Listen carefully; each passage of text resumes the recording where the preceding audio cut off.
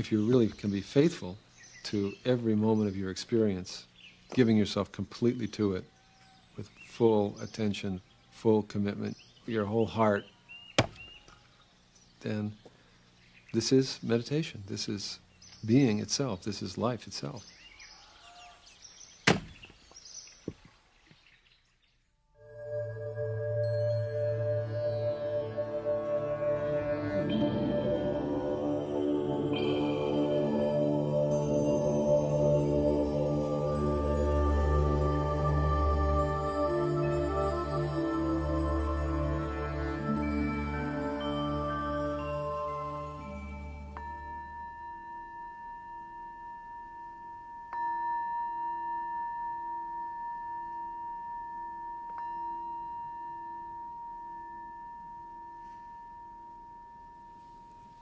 When you sit, you notice that every moment is different.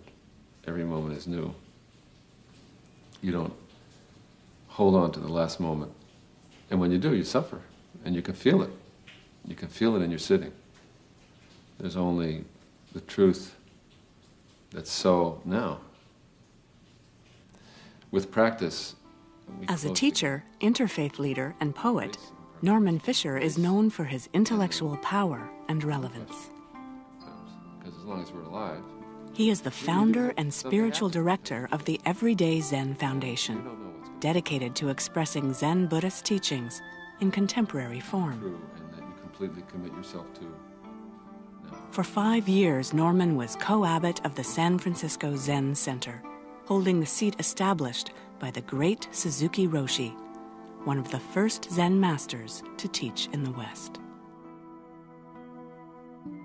Zen is the school of Buddhism that really focuses all of its attention on meditation practice, but with a very special twist. And that special twist is that Zen understands meditation as not being merely a technique of calming and focusing the mind, but it understands meditation as being itself.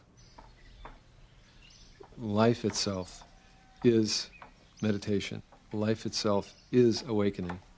And the effort to really understand that and live it is the goal and the process of Zen practice. What attracts me about Zen practice is there is a sort of intelligence to it. It's an understanding of what living is. It is a study of living, and the byproducts may be being a good person, but it's a byproduct and it's not the practice. When I was young, I wanted to get into the biggest, best thing ever. I wanted to get into the movies. So I headed off to LA when I got out of high school, slowly got into the movies, and it's not quite like that. In Hollywood during the 1980s, Michelle Meyrink met with exceptional success on films like Real Genius, Valley Girl, and Francis Ford Coppola's The Outsiders, starring with hot young actors like Matt Dillon and Diane Lane. It's like there's a little carrot being dangled out there, and if you could get that carrot, it would be the ultimate satisfaction. But you never got the carrot, and I wanted something more that I could give myself completely to. I was looking for a deeper sense of reality. When I left LA, it was a big decision. I got into Zen practice as an outcome of looking for something more satisfying than what I was getting out of my life.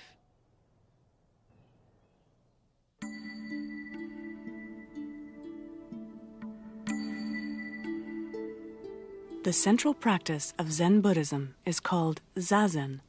Za means to sit. Zen means meditation.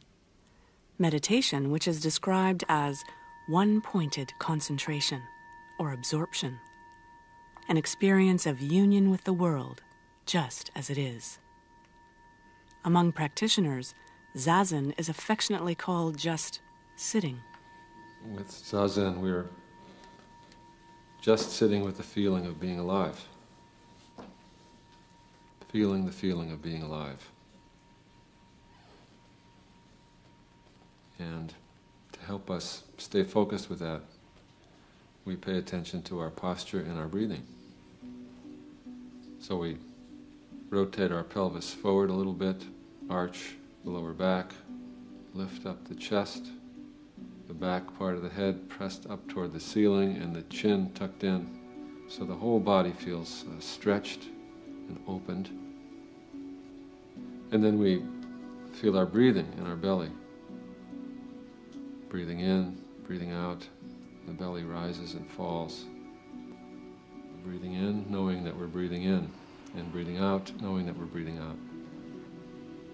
After a moment, we come back to the feeling of the posture and the feeling of the breathing to keep us anchored and present right where we are, being alive, the feeling of being. And the mind wanders. Very gently we bring it back.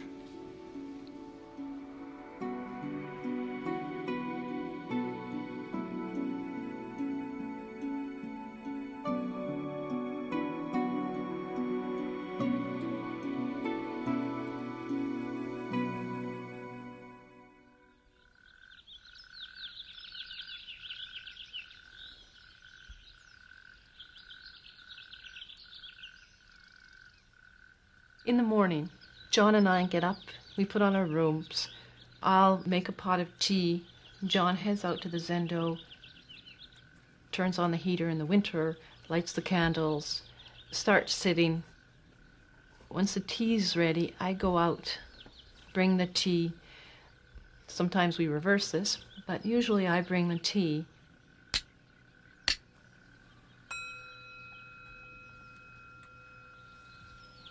We have a ritual that we follow, which is I do the clappers, he sounds the bell, we bow, I serve tea. After we've done this tea routine, we sit. He starts off the sits with a series of bows. And then we chant for 20 minutes, and then we'll meditate. This ritual is probably the best thing for our marriage, because we probably wouldn't have a marriage without it. I don't think that's a real common bond for us. You know, it's my life first, it's John's life first, and we're married, and we practice husband and wife. But this little ritual, all of a sudden you're independent now. When we head out to the zendo here in the morning, we've developed that to help us also pull us out of this mundane life and suddenly go, this is what you're doing, guys. It's a practice of living. So we wear robes, which looks weird, and I've thought about that. Some people might look at that, what's she trying to prove? But it's only for me to help me get out of the morning house goat, give me a cup of coffee, the kids are driving me nuts, to good morning to the world, and I'm alive again.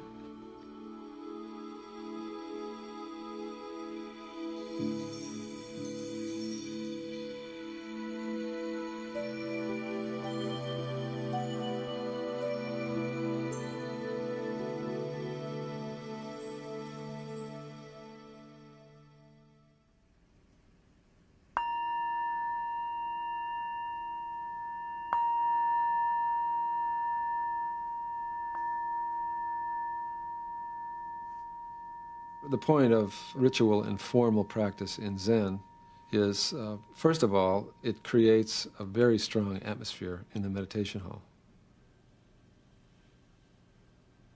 The practice of bowing is a kind of a practice of softening yourself to really accept your real nature as a human being, the nature of being an awakened, wise person that you are, but you don't know it yet.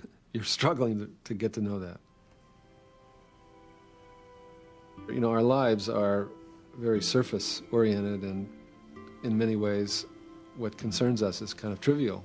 And so we need some help, you know, getting to that which is inside us that is deeper calmer and wider than that. Often we can't find that stuff on our own, but with the help of these ritual containers, we get to that. In Zen, we make a practice of this questioning. I think a lot of Western people are allergic to religion and allergic to religious forms. It somehow reminds them of something in their youth that they didn't like. So people don't like discipline and regimentation. The meditation hall in Zen is very strong, very quiet, very focused, very concentrated. And also, little by little, it dawns on you, very beautiful. The rituals themselves are quite transformative. Somehow they really touch you deeply.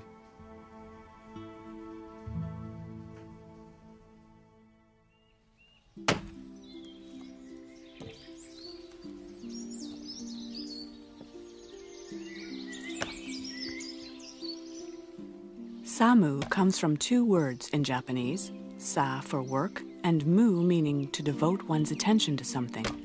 In traditional Zen monasteries, samu is work that encourages mindfulness.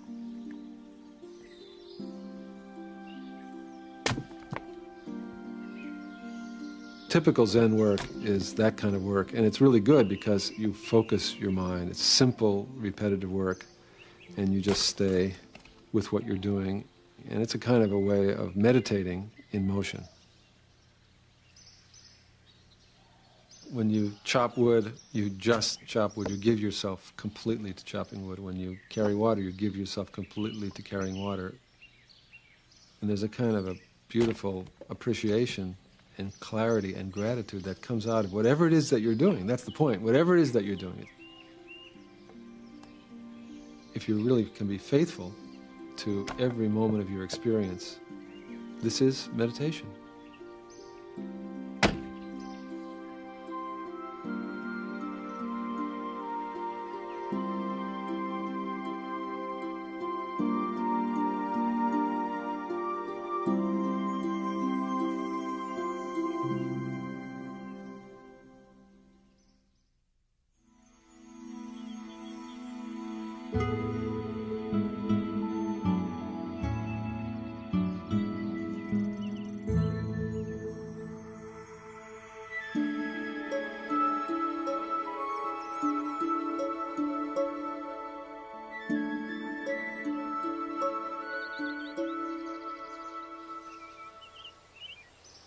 Zen practice, if you're going to do Soto or you're going to do Rinzai, if you find an excellent Rinzai teacher or if you find an excellent Soto teacher, you're not going to be doing anything differently. Yeah, I'm setting this weekend retreat up with Norman Fisher. Michelle's neighbor, Jeannie Robinson, studies with Norman Fisher in the Soto tradition of Zen, while Michelle herself practices Rinzai. But they've worked out a friendly way of sitting together. The teacher that I went to was a Rinzai, and I didn't know the differences so clearly, but Jeannie, who I met up with and started sitting with, is Soto. We think about, probably about a year and a half we've been sitting together, I'd say. And then that first big problem was that you faced the wall, and we didn't. Yeah, yeah, that's pretty dramatic difference. But ultimately, they're just forms. Yeah. They're just forms. How we worked it out was I showed her our forms in the Soto Zen practice. She showed me, she and John both, their forms, and it wasn't a problem. The space spoke to us. Rinzai Zen has much less ritual than Soto, and the students sit facing each other in the meditation hall. In Soto Zen, there is more ritual, chanting, and so forth, although still, sitting is the main thing. It's hard to, in the abstract, think about which school of Zen is best for me or which kind of practice is best for me. I think that go and see, and trust your gut. Trust what feels right. Well, of course, being a Soto Zen priest myself, I say Soto Zen is much better.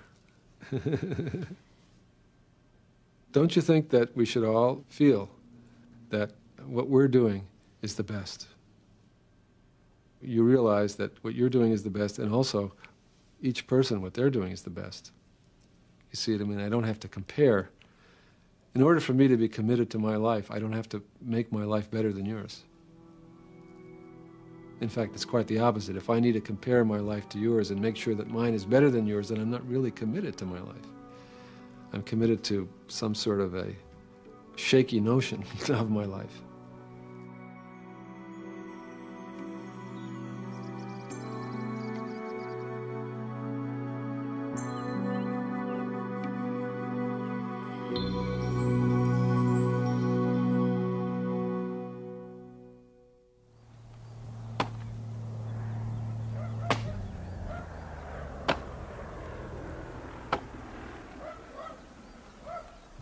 Once a week, usually on a Saturday, we head outdoors and we start our work day usually as a group, and everyone has their individual jobs that they do. We carry on for as long as the kids are willing, and as they tired out, they head on inside, and John and I carry on the work. And it's something that we've done probably for the past 6 years, and they've grown up with it. The benefit that I see with them is they actually start liking work. It's not a bad thing anymore. It's an enjoyable part of our life. As much as we're able to, we try to take out the need to get the job done to the practice of doing it. And the kids love that. The kids love to do things with their parents very naturally. But it's not fun to do it with the parents when the parents are going, let's just get it done, kids, you know.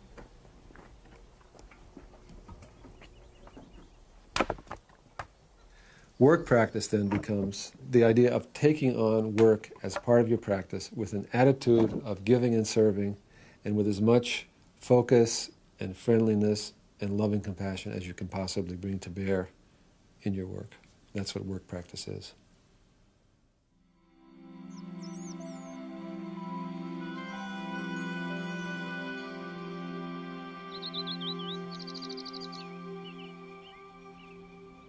Why is this day different from yesterday?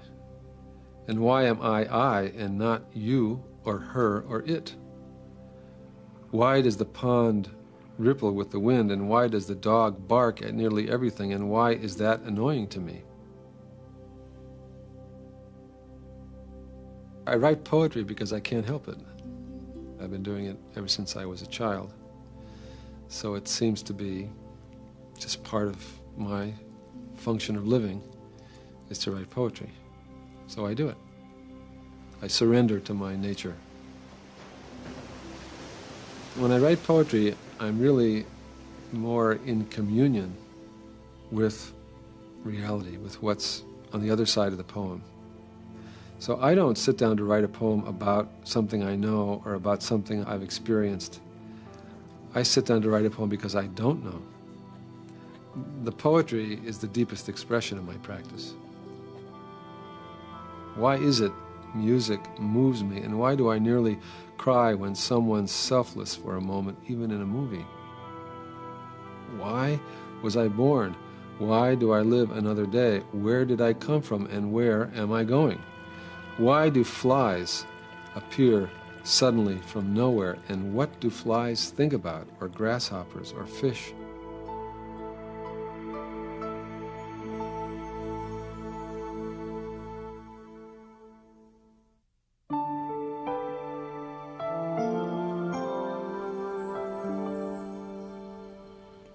Buddha talked about suffering.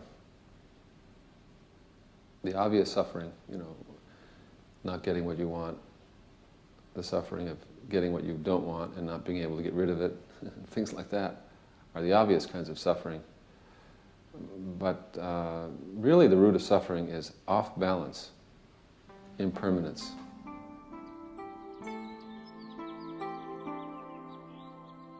I thought when I was little that people naturally wanted to die at a certain age. It just evolved like a flower, and then you die, and it was acceptable. And I heard someone talking about someone that was older and they were dying and they were fighting it. And that terrified me. I was pretty young when I heard that story. And that came back to me then, and I just knew I don't want to be terrified at that moment. But it's going to take some work to get there.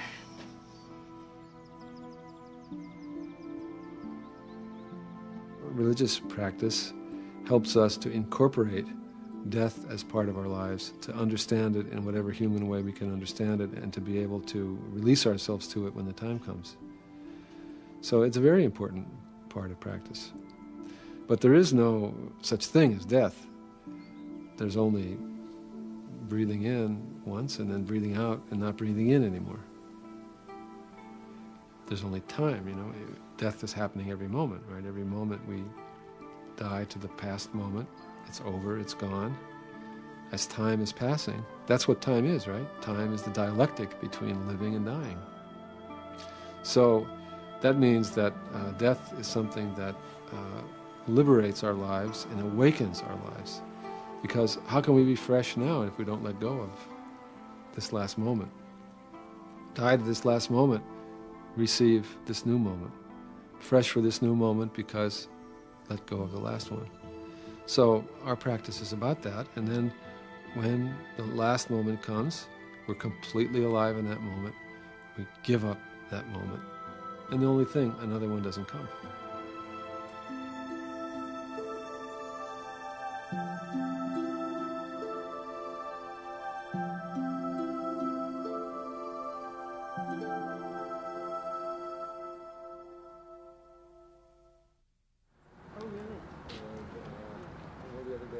Only human beings can question their being, can question what being is, what it means to be alive.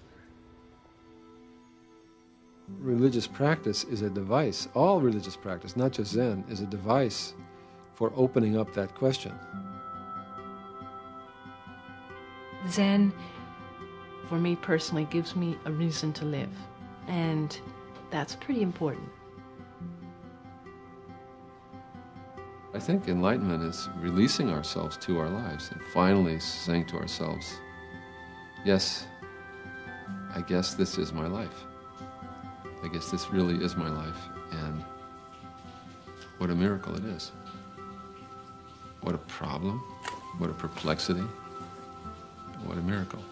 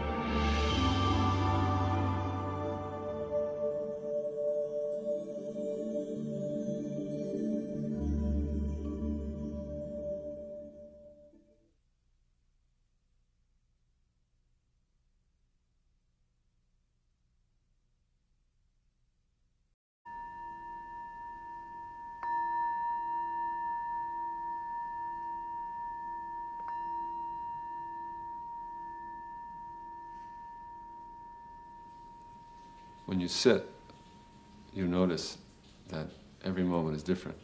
Every moment is new. You don't hold on to the last moment. And when you do, you suffer. And you can feel it. You can feel it in your sitting. There's only the truth that's so now. With practice, as a teacher, interfaith leader, and poet, Norman Fisher is known for his intellectual power and relevance. Because as long as we're alive, he is the founder and spiritual director of the Everyday Zen Foundation, dedicated to expressing Zen Buddhist teachings in contemporary films like Real Genius, Valley Girl, and Francis Ford Coppola's The Outsiders, starring with hot young actors like Matt Dillon and Diane Lane. It's like there's a little carrot being dangled out there. And if you could get that carrot, it would be the ultimate satisfaction. But you never got the carrot. And I wanted something more that I could give myself completely to. I was looking for a deeper sense of reality. When I left LA, it was a big decision. I got into Zen practice as an outcome of looking for something more satisfying than what I was getting out of my life.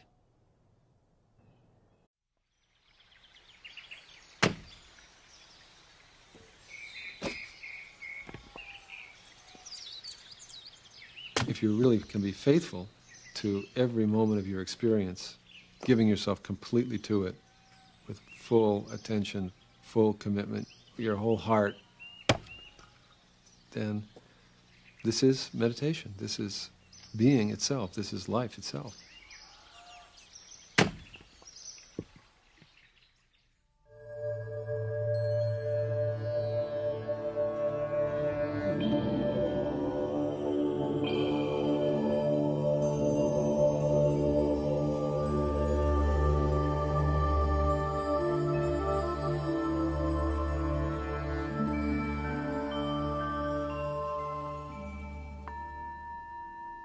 Form. True, and that you completely commit yourself to.